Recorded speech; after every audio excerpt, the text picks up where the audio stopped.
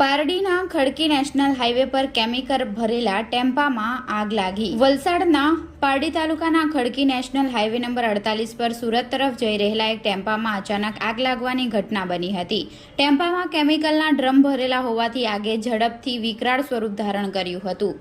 પ્રાપ્ત માહિતી અનુસાર ટેમ્પામાંથી શરૂઆતમાં ધુમાડો નીકળતો જોઈ ચાલકે ખડકી ટીએફસી ફૂડ પ્લાઝા હોટલની સામે સુરત તરફના માર્ગ પર રોડની બાજુમાં વાહન ઊભું રાખી દીધું હતું, પરંતુ ચાલક કોઈક પગલાં લઈ શકે તે પહેલા જ ધડાકા સાથે આગે ઉગ્ર સ્વરૂપ ધારણ કરી લીધું હતું।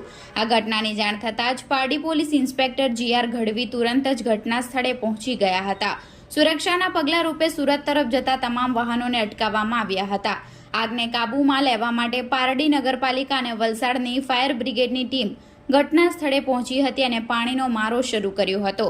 જો કે કેમિકલના ડ્રમના કારણે આખો ટેમ્પો આગની ચપેટમાં આવી ગયો હતો।